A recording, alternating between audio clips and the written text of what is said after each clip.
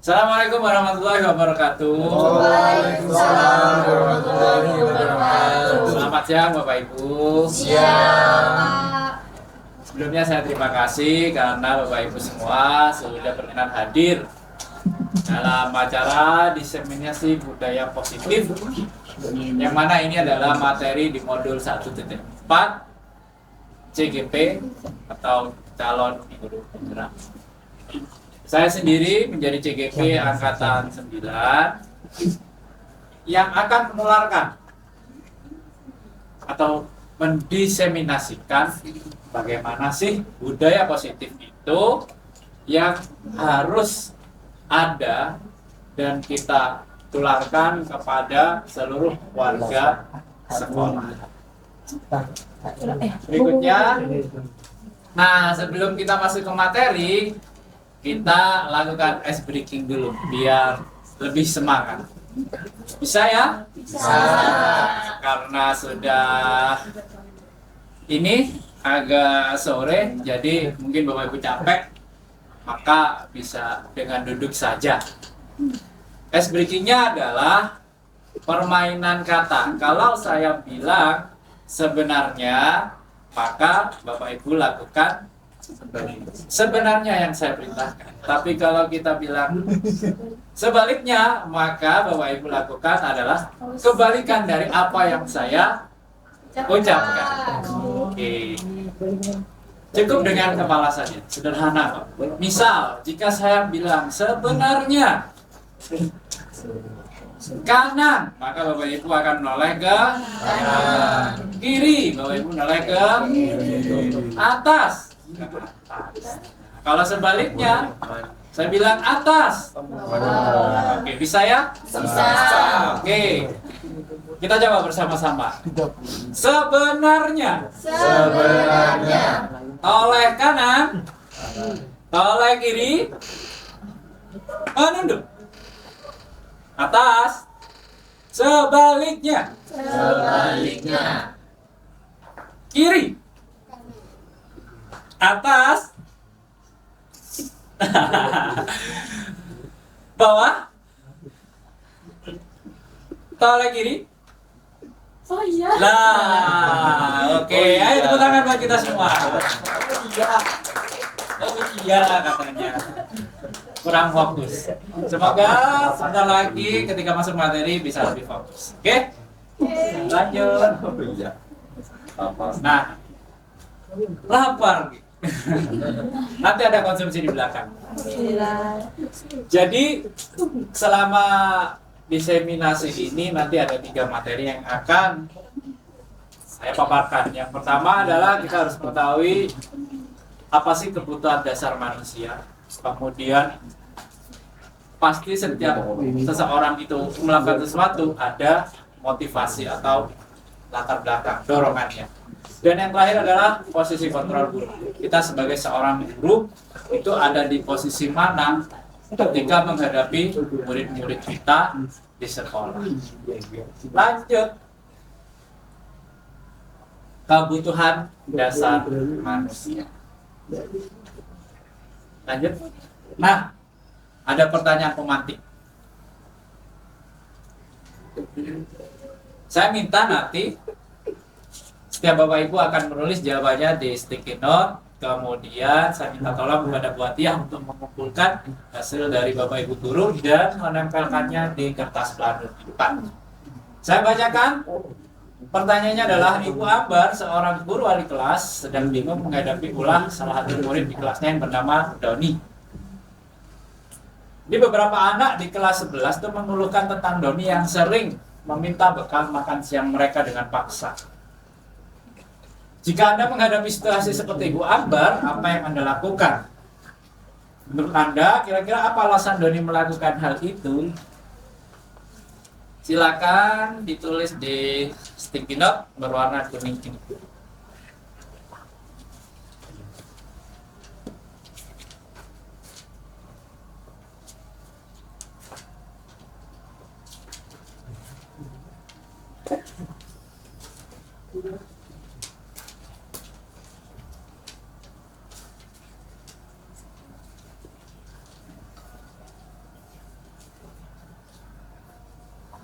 tentang Doni yang sering meminta bekal makan siang dengan paksa. Nah, ini Doni ibaratnya jagoan, tapi dibilang jagoan kok minta gitu ya, minta maksa lagi. Jagoannya yang buat dia sudah. Sudah. Siapa lagi yang sudah?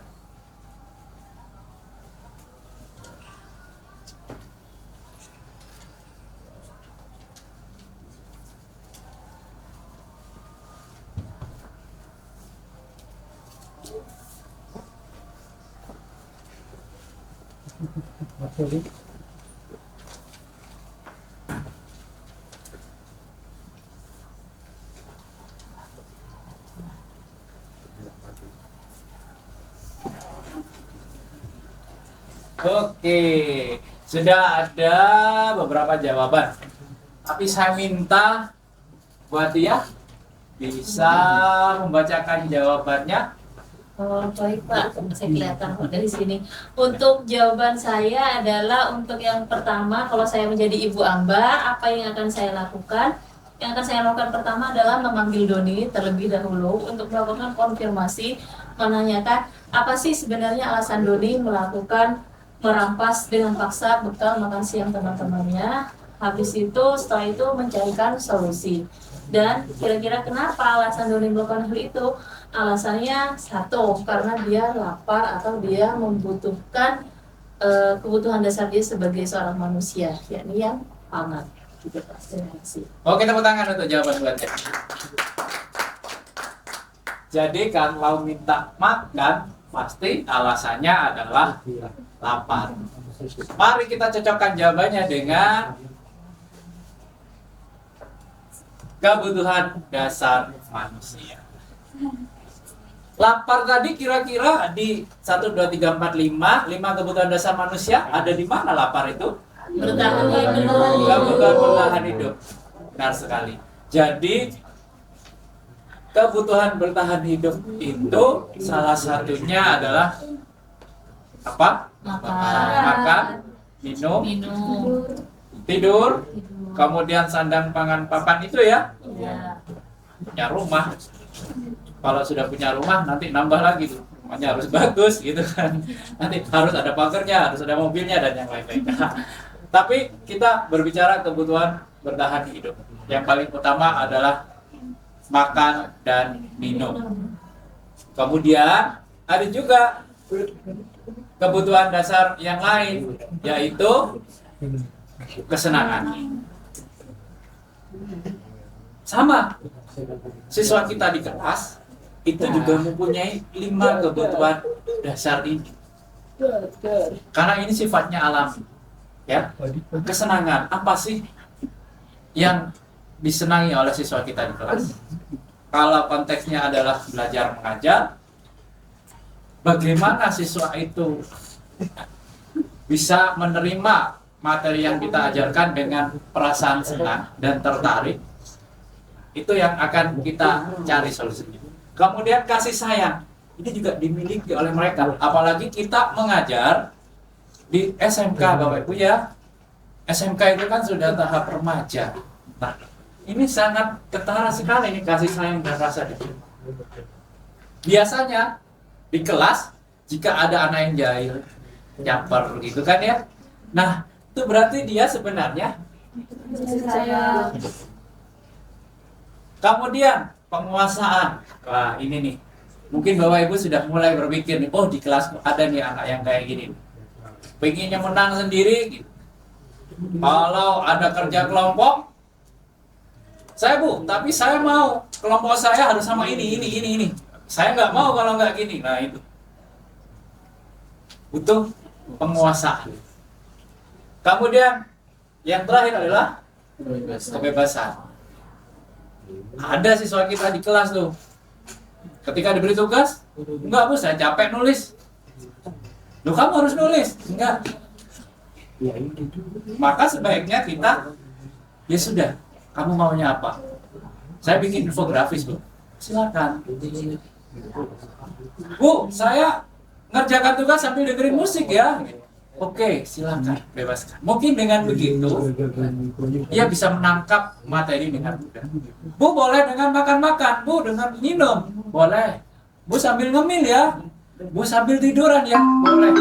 Akhirnya telosoran anak-anak. Saatnya Ini jam ke-11 dimulai. Jadi paham ya Bapak Ibu, ada 5 kebutuhan It's dasar time to manusia begin the yang harus 11th lesson. dipenuhi. Pertama kebutuhan bertahan hidup, kemudian ada kesenangan, kasih sayang dan rasa diterima, penguasaan dan kebebasan. Selanjutnya, nah ada pertanyaan pemantik lagi, coba agak ke atas. Buat ya, saya pinjam kertasnya. Yang warna biru. Kebutuhan apa yang sedang berusaha dipenuhi oleh anak-anak ini? Jadi ceritanya ada Dimas yang lagi sweet 17. Kemudian ia diberi motor sama ayahnya dan diajari cara nyetir motor. Setiap minggu ia berlatih nyetir. Ia terlihat senang sekali sampai akhirnya ia bisa nyetir dengan lihai. Ketika ibunya bertanya pada Dimas, apa yang membuat Dimas ingin bisa menyetir motor? Kira-kira jawaban Dimas apa? Jika dikaitkan dengan 5 kebutuhan dasar tadi, ya, jawaban Dimas seperti apa? Kebutuhan apa yang ingin dipenuhi Dimas? Tolong tulis lagi di sticky note warna biru, nanti bisa dia membantu saya untuk menempelkan hasilnya di kertas plano yang ada di depan.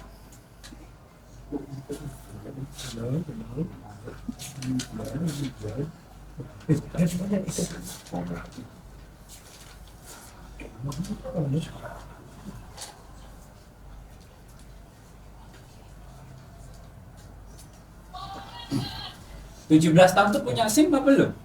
Punya. Oh sudah punya ya, berarti boleh ya? Saya tempel. Iya silakan.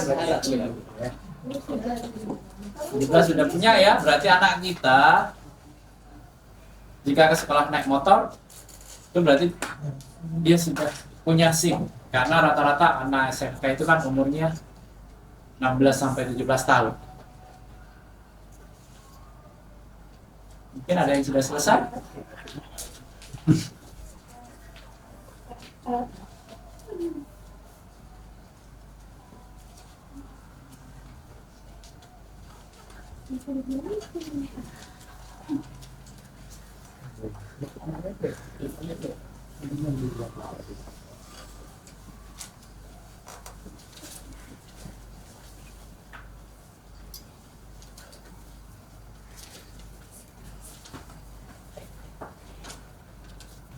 Oke, jawabannya sudah tertulis semua. Kemudian kita akan konfirmasi apakah sudah sesuai dengan 5 kebutuhan dasar yang tadi. Ya, kita simak bersama.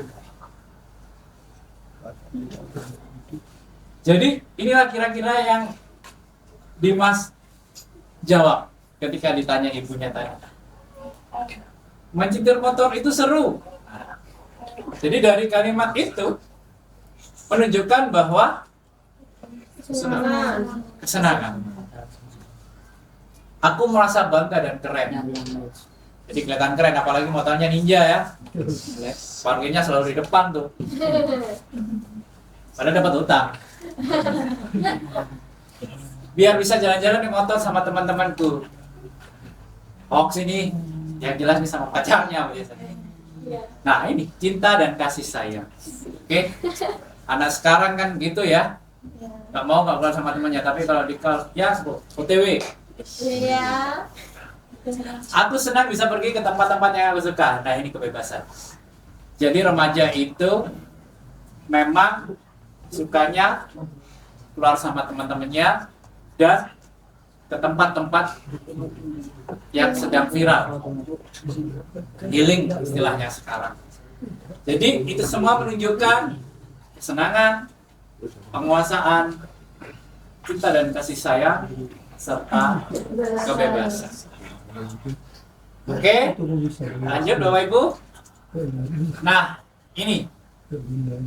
Dari kelima kebutuhan dasar manusia, kira-kira yang paling utama itu kebutuhan dasar yang mana?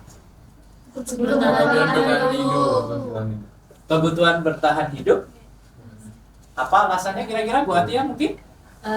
Kebutuhan bertahan hidup karena untuk memenuhi kebutuhan 4 yang lain kita butuh makan, minum, pakaian, dan tempat tinggal terlebih dahulu. Oke, ibarat bahan bakar nih ya. Kita butuh makan dan minum untuk bisa beraktivitas. Kemudian karena kita itu makhluk sosial, ya kan? Makanya kita butuh yang namanya kasih sayang dan rasa diterima. Nah, namanya manusia juga pasti punya ego ya. Kalau sudah ini, nambah lagi mintanya ini penguasaan. Jadi inginnya menguasai. Menguasai apapun. Ya.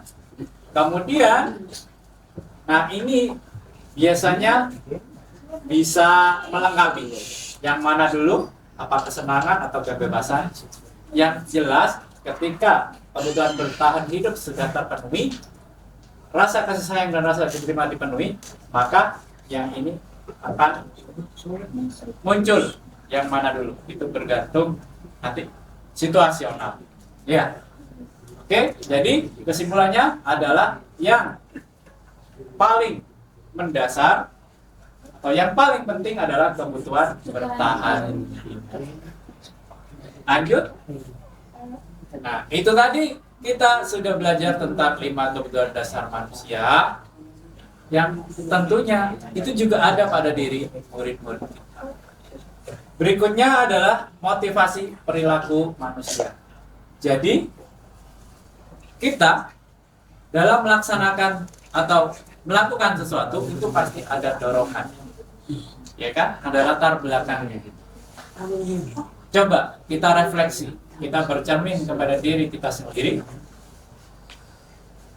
Apakah jika kita melakukan sesuatu itu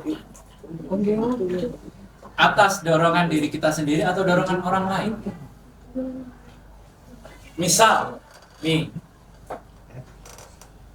kalau kita datang ke sekolah, jam 6:30 sudah ada di sekolah. Kita datang ke sekolah, kemudian masuk kelas tepat waktu. Apakah kira-kira karena takut dimarahi oleh kepala sekolah? Atau malu kalau dilihat terlambat oleh muridnya? Atau mungkin mengharapkan hadiah ketika di akhir tahun diumumkan oleh kepala sekolah, guru berprestasi adalah ini karena datang selalu tepat waktu, mengajar tepat waktu, dan yang lain-lain? Kita tanya ke diri kita sendiri. Ya, oke, silakan lanjut. Nah, Bapak Ibu tadi sudah tahu jawabannya kan? Dalam hati, saya minta Bu Atia untuk menjelaskan jika yang saya tanyakan tadi adalah apa kira-kira alasan Bu Atia selalu datang pagi hari dan masuk kelas tepat waktu. Oke, mungkin untuk alasan saya Pak, yang disampaikan Pak Septian ada motivasi dari luar atau dari dalam, mungkin kolaboratif ya, kombinasi dari keduanya gitu. Jadi dari dalam iya, dari luar juga iya, dari dalam ya. Saya meyakini kalau ini adalah tanggung jawab saya, karena tanggung jawab sebagai seorang guru adalah memberi contoh, suri tauladan yang baik. Sudah ada jam kerjanya, karena saya sudah menerima hak sekian, saya harus melakukan tanggung jawab sekian. Demikian Pak, itu yang dari dalam. Jadi kesadaran diri mengenai nilai apa yang harus seorang guru lakukan. Kalau yang dari eksternal, ya mungkin ingin menjadi itu ya, mungkin ingin menjadi contoh yang baik, jadi dari penghargaan dari siswa, oh keren ya guruku datangnya tepat waktu gitu Pak. Oke, beri tepuk tangan untuk jawaban Mbak Tia. Memang benar. Jadi motivasi perilaku manusia itu ada yang dari internal dan dari eksternal. Kalau yang dari internal, tentunya dari diri kita sendiri, dari dalam Bapak Ibu ya. Jadi untuk menjadi orang yang mereka inginkan dan menghargai diri sendiri dengan nilai-nilai yang mereka percaya. Jika kita sebagai guru 6:30 sudah ada di sekolah, kemudian jam 7:05 itu sudah ada di depan pintu. Nah, motivasi kita adalah apa? Sebagai pendidik, namanya pendidik itu kan menjadi contoh, memberikan suri teladan yang baik kepada murid-murid kita. Nah, kalau kita sebagai guru sudah bisa disiplin, maka murid-murid kita tentu akan melihat, kemudian meniru kebiasaan baik itu. Jika motivasi eksternal, mendapatkan imbalan atau penghargaan dari orang lain. Mungkin ada di sekolah-sekolah lain itu ya, nominasi guru berprestasi dilihat dari kehadiran di kelas, kemudian datang selalu tepat waktu, termasuk seragam, atribut. Apakah menggunakan seragam sesuai dengan aturan, atributnya lengkap? Nah, seperti itu. Dan ada juga motivasi eksternal yang sifatnya ini nih, menghindari ketidaknyamanan. Ada sanksi atau konsekuensi jika kita melakukan kesalahan. Jadi mungkin kalau ada nominasi guru terfavorit atau guru terbaik gitu ya, guru berprestasi. Nah, ada juga nominasi guru terburuk. Nah, untuk menghindari itu bisa jadi kita datang tepat waktu, ngajar gitu kan, agar tidak malu diumumkan di depan siswa. Guru terburuk tahun 2023 adalah, nah ya, malu kan ya. Oke, next. Nah, ini naik lagi.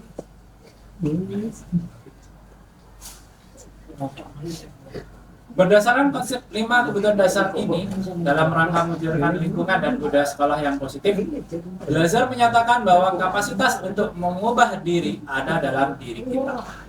Jika kita dapat mengidentifikasi kebutuhan apa yang mendorong perilaku kita, maka perubahan perilaku positif dapat dimulai dengan mencari solusi untuk memenuhi kebutuhan tertentu dengan cara yang positif. Jadi intinya, kebutuhan dasar dan motivasi diri itu saling berkaitan. Kita ketika menghadapi siswa di kelas, kemudian ada yang bermasalah, maka kita identifikasi dulu. Sebenarnya kebutuhan apa yang tidak dipenuhi oleh dia. Kemudian motivasi dia melakukan hal itu apa. Misal, tadi contohnya yang selalu mengambil secara paksa bekal makanan temannya, itu kan sudah teridentifikasi ya. Kebutuhan yang tidak terpenuhi adalah bertahan hidup, rasa lapar. Kemudian motivasinya apa? Dari internal misalkan rasa laparnya, dari eksternal misalkan tidak disiapkan makanan oleh orang tuanya. Nah, kalau kita sudah tahu kebutuhan dasarnya apa, motivasinya apa, kita bisa menentukan langkah-langkah selanjutnya. Oh, berarti selain kita harus ngomong face to face dengan dia, kita juga harus home visit, bertemu dengan orang tuanya, ya kan, mengetahui apa latar belakang orang tuanya, bagaimana pekerjaannya, kok bisa-bisanya sampai enggak menyiapkan makan. Misalkan, oh ternyata orang tuanya, si bapak kerja di luar kota, ibunya kerja malam terus, sehingga pagi hari anaknya berangkat sekolah, dibiarkan gitu aja. Nah, kita cari solusinya. Oh mungkin ya si anak disuruh menyiapkan makanan sendiri, sarapan sendiri, bawa bekal sendiri. Si anak sendiri yang disuruh memasak. Kan bisa seperti itu. Ya. Oke. Jadi intinya, sekali lagi kita harus mengetahui dulu kebutuhan dasar apa yang tidak dipenuhi oleh anak dan motivasi apa yang mendorong si anak melakukan hal tersebut. Selanjutnya, nah, pertanyaan pematik lagi nih. Ani kurang menguasai pelajaran yang diajarkan oleh Pak Seno, sehingga pada saat pelajaran tersebut dia banyak menggambar di buku pelajarannya. Pada saat Pak Seno menanyakan pertanyaan kepada Ani, dia pun menjadi gugup dan tak sengaja menjatuhkan tasnya dari kursi. Tiba-tiba Ani menjadi gagap dan berupaya menjawab. Kelas pun tertawa melihat perilaku Ani. Pak Seno pada saat itu membiarkan teman-teman Ani menertawakan kelakuan Ani. Pak Seno minta Ani untuk maju ke depan dan berdiri di depan kelas sambil menunjuk hidung. Ini. Kelas makin gaduh dan anak-anak pun tertawa melihat Ani di depan kelas. Saya kembalikan ke Bapak Ibu. Apakah Bapak Ibu setuju dengan tindakan Pak Seno terhadap Ani? Jelaskan alasannya. Kemudian menurut Anda, apakah tindakan Pak Seno terhadap Ani adalah sebuah hukuman atau konsekuensi? Saya minta Bapak Ibu menuliskannya di sticky note berwarna pink, dan nanti saya minta Bu Atiyah untuk membantu menempel di kertas pelajar.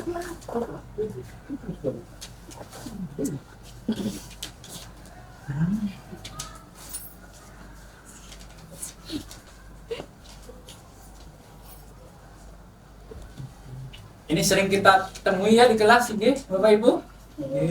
Kita sedang asik menjelaskan materi, ternyata ada anak yang gambar. Anak sekarang tuh sukanya manga, anime, Bapak Ibu. Jadi di bukunya itu banyak gambar-gambar itu karakter-karakter komik Jepang itu.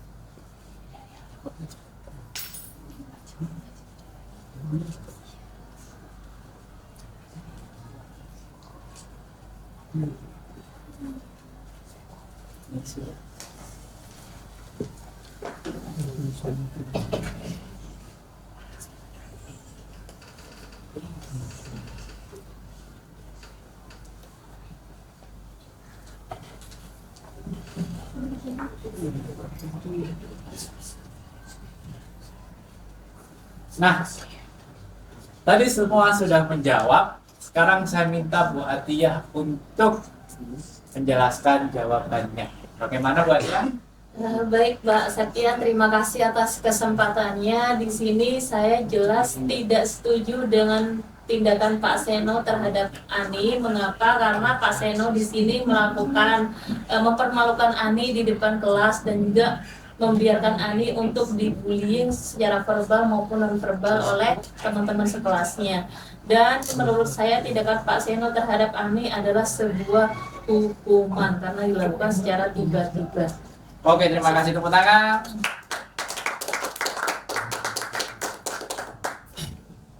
Jadi memang benar seperti yang dijawab oleh Bu Atiyah, ya, bahwa tindakan Pak Seno terhadap Ani ini akan berpotensi untuk menjatuhkan mental si Ani.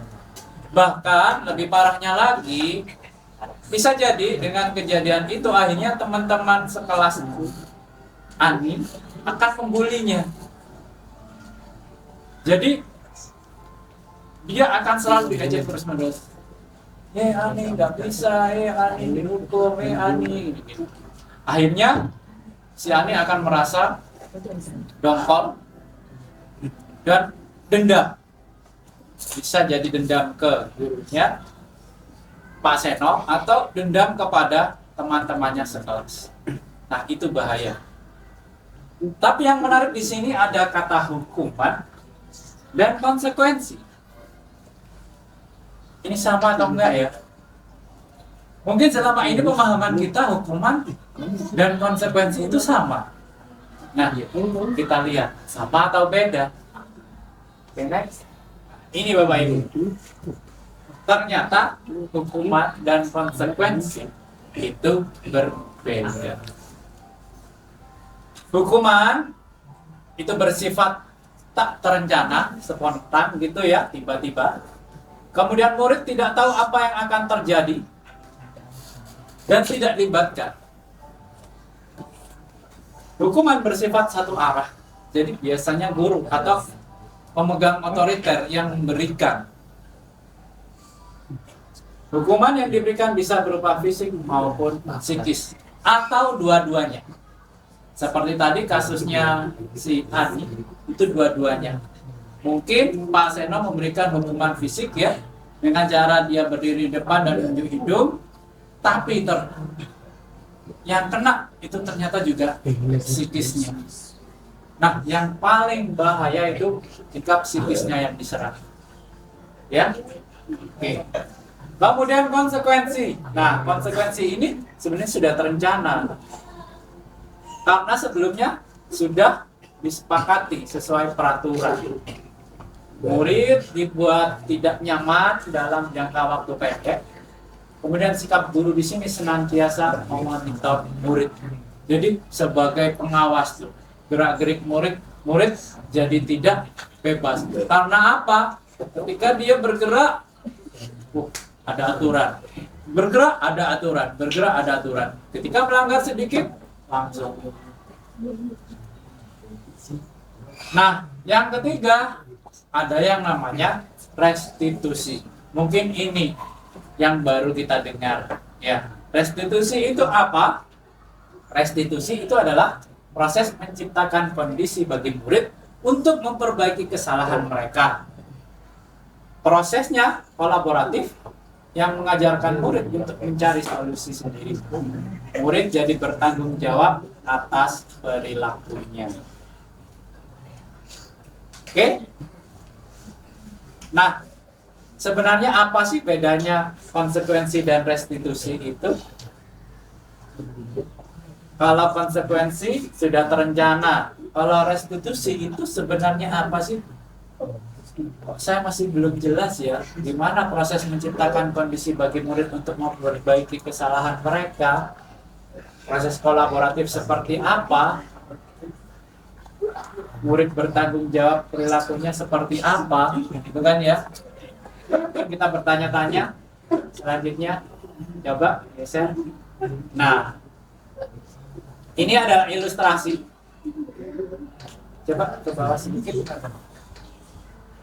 Ilustrasi jadi tindakan guru yang menggambarkan apakah itu konsekuensi dan hukuman. Pertama, mencatat 10 kali di dalam buku dengan tulisan saya tidak terlambat lagi. Itu konsekuensi karena ini sudah disepakati di awal. Lari menghilangkan lapangan basket, nah itu hukuman. Membersihkan coretan yang dibuat di meja tulis itu konsekuensi. Push up 15 kali karena tidak mengerjakan tugas gitu.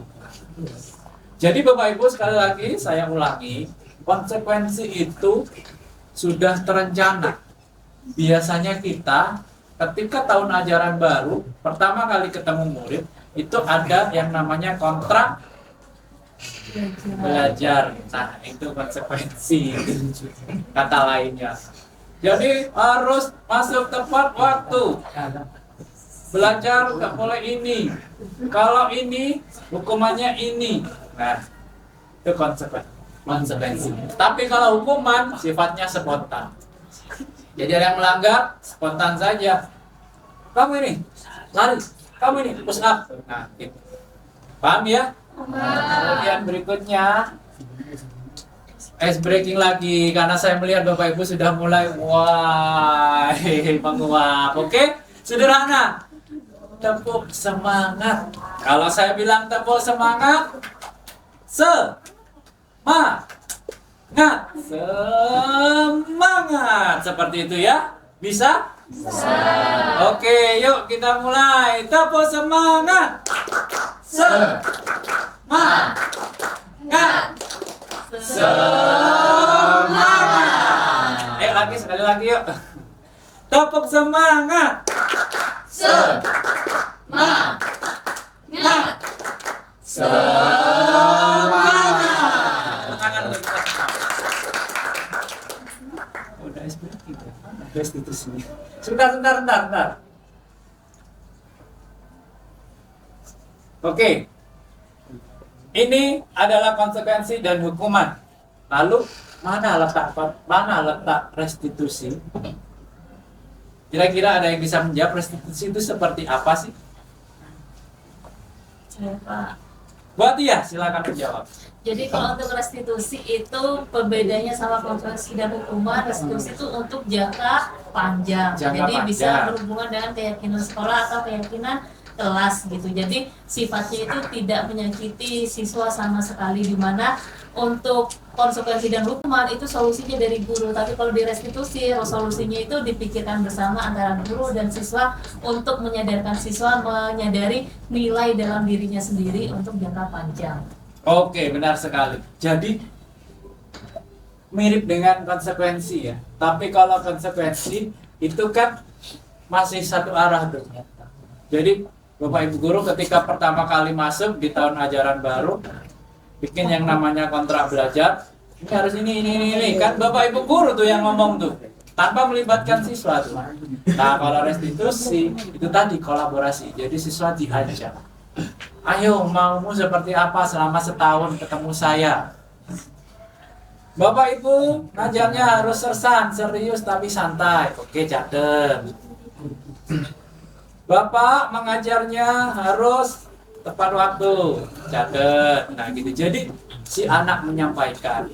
Nah, kalau dari anak menyampaikan, nanti ketika anak itu membuat salah atau melanggar, si anak itu sudah tahu apa yang harus dilakukan. Nah, itu yang dinamakan dengan keyakinan kelas. Kenapa kok sampai dengan kata-kata keyakinan sih? Gitu. Ibaratnya kan seperti sebuah agama yang harus diyakini gitu kan ya. Apakah memang seperti itu? Mungkin bisa menjawab. Kok sampai pakai kata keyakinan gitu? Ya, Pak. Buat ya bisa menjawab. Kenapa kok harus pakai kata keyakinan? Karena biar konotasinya itu adalah konotasi kata positif, Pak, dalam artikel belajar. Jadi kalau misalnya kayak peraturan kelas itu sudah dilarang karena konotasinya negatif, peraturan seperti siswa terkekang. Tapi kalau keyakinan itu terasa menyenangkan untuk dilakukan siswa. Oke, benar. Keyakinan itu adalah asosiasinya itu positif. Kemudian jika ada yang bilang kok harus keyakinan, kenapa kayak agama aja keyakinan gitu ya, religius gitu. Memang Bapak Ibu, jadi kata keyakinan ibaratnya agama sudah. Agama itu kan apa? Diniati dalam ya, iman ya, yakin ya, diniati dalam hati, diwujudkan dalam lisan dan perbuatan. Nah, seperti itu. Keyakinan kelas yang sudah kita buat bersama dengan murid-murid kita, jika itu diyakini, maka akan timbul dorongan dari dalam yang tadi itu, motivasi diri, diniati dulu dalam hati, kemudian keluar dalam wujud lisan dan perbuatan. Jadi seperti itu. Lanjut. Nah, ini materi kita yang terakhir, yaitu 5 posisi kontrol guru. Mungkin selama ini kita mengajar di kelas atau kita berada di lingkungan sekolah tidak menyadari bahwa kita ada di posisi mana. Ya, ini merupakan satu hal yang baru bagi kita semua. Hanya kebetulan saja saya mendapatkannya lebih dulu. Oleh karena itu saya tularkan kepada Bapak Ibu. Mari kita lihat ada 5 posisi kontrol guru apa saja. Oke, sebelum masuk itu ada pertanyaan pemantik dulu. Pertanyaannya adalah Tisa dan Hana dipanggil masuk ke ruangan Ibu Dewi, guru di SMK Makmur. Ibu Dewi baru saja mendapatkan pengaduan dari Ibu Tisa, Ibunda Tisa maksudnya ya, bahwa Hana menggunakan kata-kata kasar dan merendahkan Tisa di sosial media. Ini sering terjadi. Bila Anda sebagai guru, penerapan disiplin apakah yang akan Anda lakukan untuk kasus Hana? Mengapa? Nah, jawabannya disertai dengan alasan. Saya minta Bapak Ibu untuk menulisnya di sticky note lagi, jangan bosan, nggih.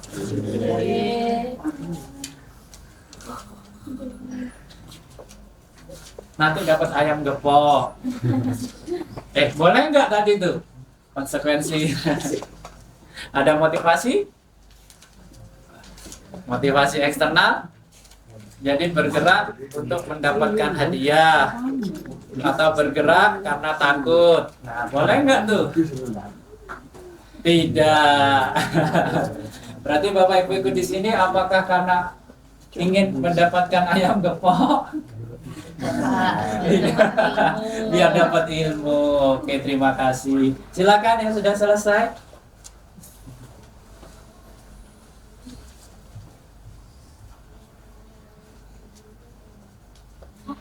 Ini sering kali kita temui Bapak Ibu di media sosial, sangat ramai sekali. Bahkan ada yang bilang toksik gitu ya. Jadi kalau bisa saya katakan tuh sebenarnya jempolnya lebih cepat nih daripada otaknya itu. Betul. Ya, jadi nanti kalau sudah disomasi barulah muncul materai 10.000 dengan termehek-mehek. Itu adalah karakter deterjen Indo. Netizen ya.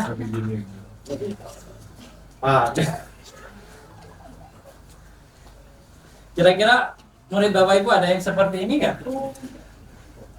Jadi kita nggak bisa lepas dengan yang namanya sosmed Bapak Ibu.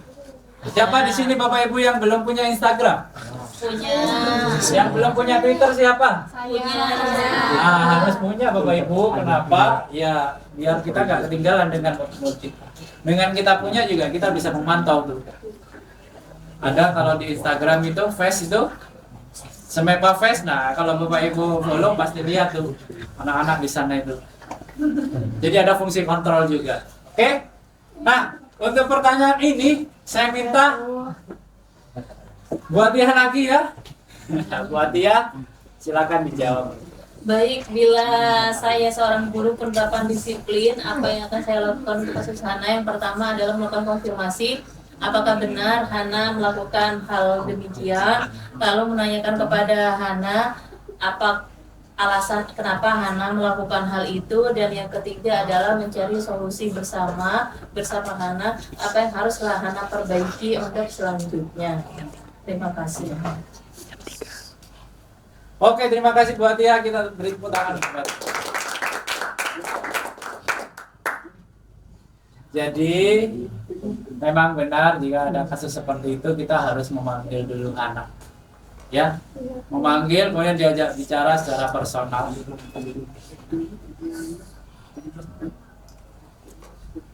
Nah, setelah kita ajak ngobrol bareng, kemudian kita lakukan seperti tadi, ditanya dulu, ya, kenapa kok melakukan itu? Kebutuhan dasar apa yang belum dia penuhi? Apa motivasinya dia melakukan itu? Gitu kan? Nah, kalau sudah kita bicara, apakah Bapak Ibu nanti akan memberi hukuman? Apakah memberi konsekuensi? Kemudian, apakah nanti Bapak Ibu akan memberi restitusi? Kira-kira yang mana? Restitusi. Restitusi. Kira-kira kalau diberi restitusi ngefek nggak ke Hana ya? Ngefek. Ngefek, harus ngefek. Harus ngefek. Harus ngefek. Kalau nggak ngefek gimana? Harus ngefek. Harus ngefek ya. Iya. Kembali lagi kita yakin dulu bahwa keyakinan kelas yang sudah dibuat itu seperti iman ya. Jadi diniat di dalam hati, diwujudkan dalam lisan dan perbuatan. Jadi ketika ada anak yang membuat kesalahan atau melanggar, dikembalikan lagi ke si anak itu. Kamu tahu apa yang kamu lakukan, gitu kan? Ya. Kemudian apa keyakinan kelas yang dilanggar? Bagaimana setelah ini? Kamu mau melakukan apa? Jadi guru nggak boleh menghukum. Oke? Yuk, next. Nah, nih kaitannya dengan tadi, itu ada 5 posisi guru di sekolah. Yang pertama adalah sebagai penghukum. Yang kedua adalah pembuat merasa bersalah. Yang ketiga adalah sebagai teman. Yang keempat sebagai pemantau. Dan yang kelima sebagai manajer. Manajer ini kesannya kayak manajer bank gitu ya, manajer perusahaan. Enggak seperti itu. penghukum ini kesannya seperti polusi. Enggak, guru bukan seorang polusi. Polusi. Polisi. Oke, seperti apa penjelasannya? Ayo kita simak satu persatu. Nih, sebagai seorang penghukum, guru itu bisa memberikan hukuman fisik maupun verbal. Orang-orang yang menjalankan posisi sebagai penghukum senantiasa mengatakan bahwa sekolah memerlukan sistem atau alat yang dapat lebih menekan murid-murid lebih dalam lagi. Guru-guru yang menerapkan posisi penghukum akan berkata, patuhi aturan saya atau awas ya. Mungkin Bapak Ibu guru sudah punya gambaran, ini kira-kira siapa teman Bapak Ibu guru yang seperti itu. Nah, pasti sudah saya yakin. Pak siapa, Bu siapa. Nah, itu kan. Jadi jika Bapak Ibu guru berada di posisi penghukum, yang ada di pikirannya itu selalu ini ya negatif terus ke murid kita. Jadi nyari kesalahan-kesalahan. Yang ada di dalam itu aturan. Jadi kalau ada siswa kita melanggar, nah ini hukumannya ini, wah gitu. Cari kesalahannya. Nggak boleh kayak gitu Bapak Ibu ya. Jadi kita nggak free, nggak bebas. Paham ya? Dan biasanya kalau penghukum itu intonasinya keras, nadanya menghardik, galak. Kita kan nggak mau ya dinilai atau dicap galak ya. Guru killer, nggak boleh kayak gitu ya. Gimana Bapak Ibu guys? Itu penghukum. Kemudian berikutnya pembuat merasa bersalah. Nah ini guru pembuat merasa bersalah biasanya akan bersuara lebih lembut. Biasanya menggunakan keheningan dan membuat orang lain merasa tidak nyaman. Dan merasa bersalah atau rendah diri. Kata-kata yang muncul biasanya, saya sangat kecewa dengan kamu. Berapa kali Bapak harus memberitahu kamu. Kemudian di posisi ini ya, murid akan merasa dirinya nggak berharga. Aku sudah gagal. Kemudian dia merasa dirinya telah mengecewakan orang-orang yang ada di sekitarnya. Jadi kalau guru penghukum tadi itu gurunya berlagak jadi al-ujub gitu ya. Tapi kalau yang pembuat merasa bersalah, gurunya itu seakan-akan ini nggak mau dilihat kotor, nggak mau dilihat jelek, tapi muridnya yang dengan kata-kata ini. Jadi menciptakan suasana hening dulu, kemudian ngomongnya pelan, nggak kasihan dah, kamu mengecewakan saya loh, gitu. Jadi murid akan merasa menunduk biasanya. Iya Bu, saya merasa salah. Iya Pak. Jadi apakah benar kayak gini nih? Boleh nggak membuat merasa bersalah kira-kira Bapak Ibu? Nggak boleh juga? Oke. Berikutnya adalah posisi sebagai teman. Nah ini kebalikannya dari yang tadi. Pada posisi ini, guru berusaha untuk tidak menyakiti murid. Tapi tetap ada sisi kontrol melalui persuasi. Persuasi itu bujukan atau ajakan. Ya. Nah, posisi teman ini bagai pisau bermata dua. Bisa menimbulkan efek positif atau bisa menimbulkan efek negatif. Kalau guru dengan muridnya itu memposisikan diri sebagai teman tapi tetap ada batasan, maka kira-kira efeknya akan positif. Tapi kalau terlalu berlebihan, maka murid akan menganggap seperti teman sendiri. Nah itu yang nggak baik. Jadi misalkan di luar menyapa, Pak Bro, piye, ayo rokokan bareng. Nah kan nggak boleh kayak gitu karena dianggap teman. Ya, jadi sudah sepatutnya kita Bapak Ibu guru meskipun akrab dengan murid, tetap ada batasan. Biar mereka paham posisi. Kita tetap sebagai guru dan mereka sebagai Seluruh pelajaran hari ini telah selesai. Sampai jumpa besok pagi dengan semangat belajar baru. All lessons have ended for today. See Oke, you Bapak Ibu tomorrow Guru. morning with the new learning Jadi spirit. di posisi Take teman care on ini, the way home and have a nice day. biasanya Bapak Ibu Guru itu akan melontarkan sebuah jokes untuk tetap ini menciptakan suasana yang tidak menegangkan, kemudian ya sebagai seorang teman lah. Nah, kata-kata yang muncul biasanya, ayolah bantu bapak, apa gini, ayo bantu aku lah. Nah gitu biasanya. Ya sudah, kali ini tidak apa-apa, nanti ibu bereskan. Ya wis, saya nggak apa-apa, wis, pokok jariku. Nah kan ada kan seperti itu ya. Nah, tapi sebenarnya itu juga nggak bagus. Kenapa? Yang pertama, itu akan menimbulkan efek ketergantungan bagi murid. Jadi yang pertama, murid akan menggampangkan, apa bahasa Indonesianya menggampangkan ya? Ngendeng no. Nah, ngendeng no, tenang aja no Pak Septian, Bu. Tapi ketika suatu saat Pak Septian nggak ada, si murid itu melakukan kesalahan atau melanggar, nggak ada yang ngebela dia, bingung dia.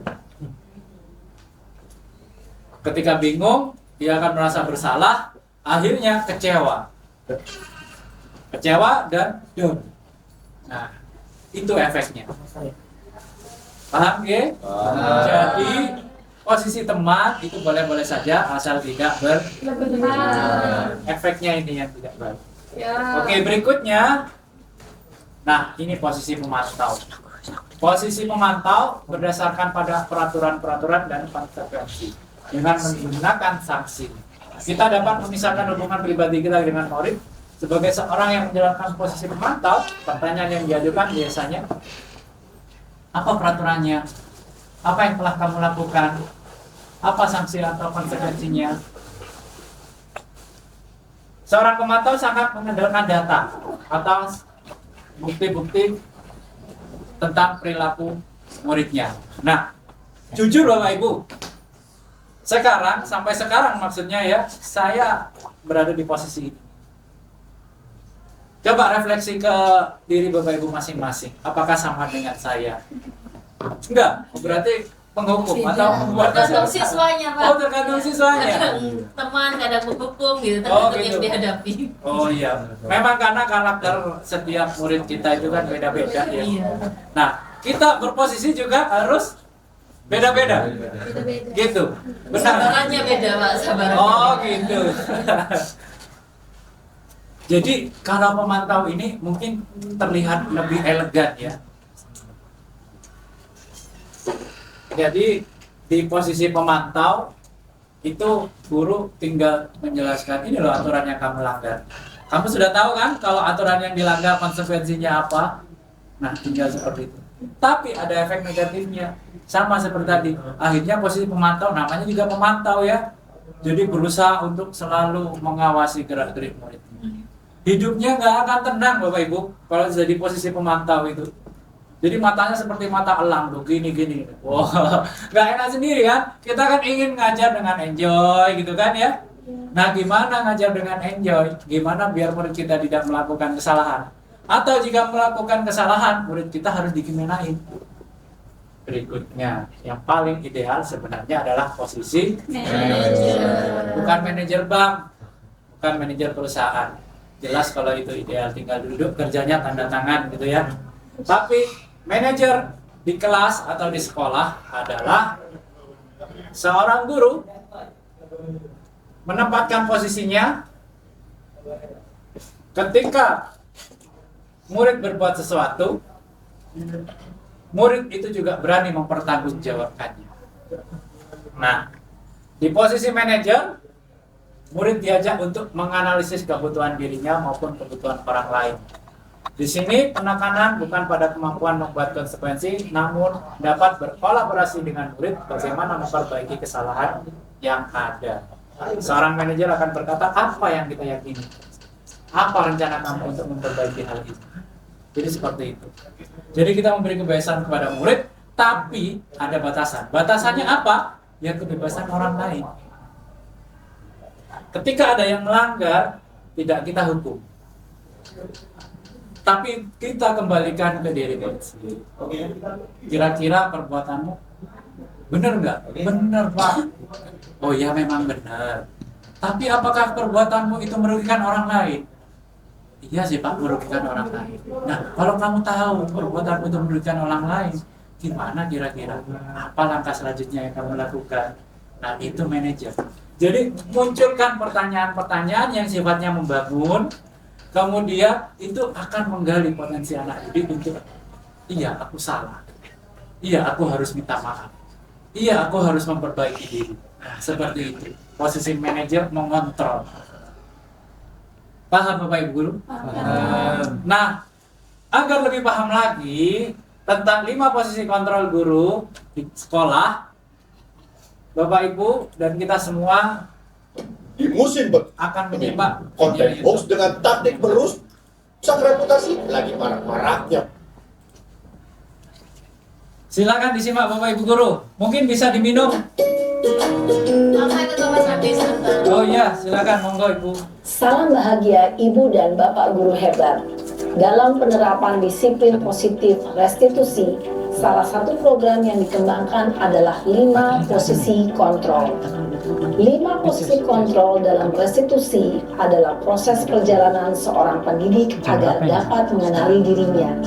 Pada video kali ini, kita akan membahas tentang 5 posisi kontrol yang dikembangkan oleh Diane Gossen dan contoh penerapannya.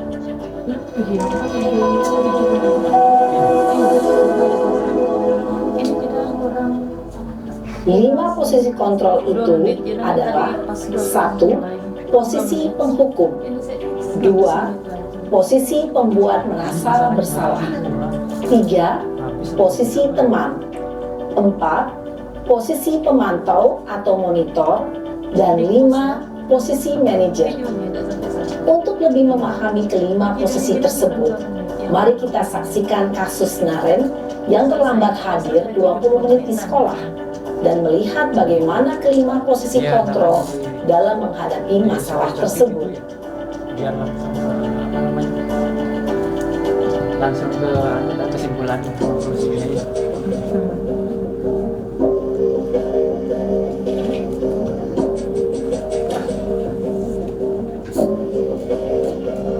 Naren! Sini kamu! Selamat pagi, Bu. Selalu terlambat. Kamu deh, pasti terlambat. Maaf, Bu. Saya... Apa? Apa coba? Alasan kamu apa lagi? Kapan sih kamu tidak terlambat? Malas sekali ya kamu jadi anak. Saya... Dasar pemalas. Gak kapok-kapok sih kamu. Sudah berapa kali terlambat? Sana, kamu keliling lapangan basket 2 kali. Kenapa saya harus keliling lapangan basket, Bu? Kenapa? Kamu melawan ibu? Berani-beraninya jawab. Sudah terlambat, masih berani jawab pula. Sekarang, keliling lapangan basket 5 kali sekalian. Biar kapok. Cepat, pergi sana ke lapangan basket. Posisi penghukum biasanya berbicara dengan nada tinggi, menghardik, menunjuk-nunjuk, menyakiti, dan menyindir.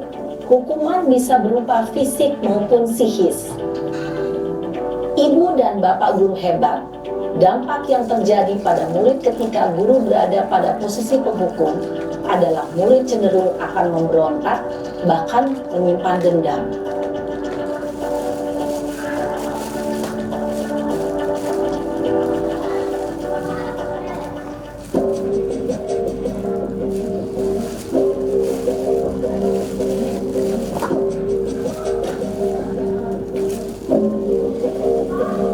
Naren,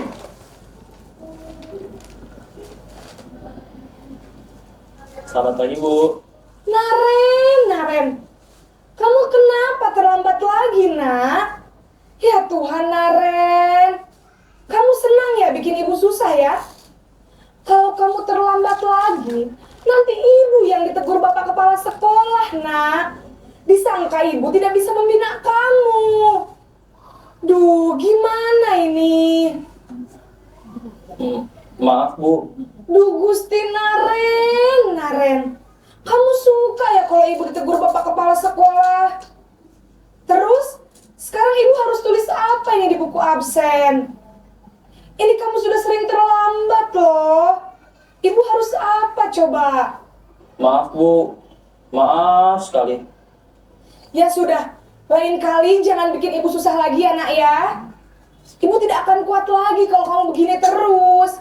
Bisa jantungan kalau ibu ditegur bapak kepala sekolah. Sana cepat ke kelas. Maaf ya, Bu. Maaf sekali. Bicara tarakan membuat murid merasa kenyaya. Bukan, Iya, Bu. Saya memang terlambat bangun. Ya. cenderung bersendat sekali. Terus,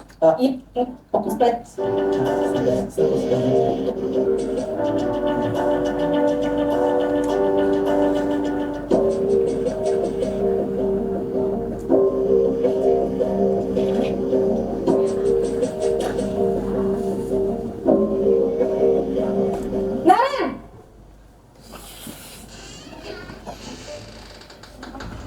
selamat pagi, Bu. Selamat pagi, Naren. Maaf, Bu. Saya terlambat. Iya, sekolah masuknya jam 7, sekarang sudah jam 7.20. Jadi sekarang bagaimana ini, Naren? Maaf, Bu. Saya lupa setel alarm saya semalam. Baiklah, menurut kamu, keyakinan sekolah yang mana yang perlu kamu tingkatkan? Menghargai diri sendiri dan orang lain mungkin ya, Bu. Setuju. Jadi, apakah Naren meyakini prinsip saling menghormati tersebut? Iya, Bu. Saya meyakininya. Apakah Naren bersedia memperbaiki masalah keterlambatan ini? Bersedia, Bu. Bagaimana kamu akan perbaiki masalah keterlambatan ini? Saya akan coba untuk tidak lupa menyetel alarm saya, Bu. Baik, kalau Naren lupa menyetel alarm di rumah, ada orang yang kira-kira bisa bantu mengingatkan tidak? Ada, Bu. Kakak saya, Kak Emma. Ada lagi selain Kak Emma? Selain Kak Emma, Ya, sopo lagi. Murid yang mandiri, bertanggung jawab, dan dapat memecahkan masalah. Tujuan dari posisi ini adalah agar murid dapat berefleksi atas tindakannya. Guru akan dengan tulus memberikan pertanyaan-pertanyaan bermakna, sehingga membuat murid dapat belajar dari kesalahannya dan mencari sebuah solusi untuk menyelesaikannya. Ibu dan Bapak guru hebat, setelah mengamati adegan kelima posisi kontrol tadi, kira-kira posisi mana yang paling ideal? Posisi mana yang dapat menunjang motivasi intrinsik murid? Ya, tentu posisi manajer. Posisi ini memang posisi ideal yang ingin dituju setiap pendidik. Pada posisi inilah, guru dapat menerapkan disiplin positif yang berpihak pada murid, yang memerdekakan murid. Perjalanan seorang pendidik tentunya tidak mudah untuk sampai pada posisi seorang manajer. Namun, tujuan kita pasti, yaitu menciptakan murid-murid yang mandiri, merdeka, dan bertanggung jawab. Semoga penggambar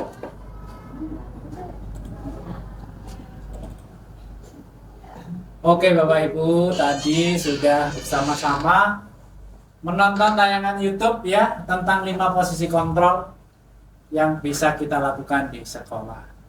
Jadi Bapak Ibu, di antara 5 posisi kontrol ini yang ideal memang manajer, karena itu akan membangkitkan motivasi yang ada dalam diri si anak-anak kita.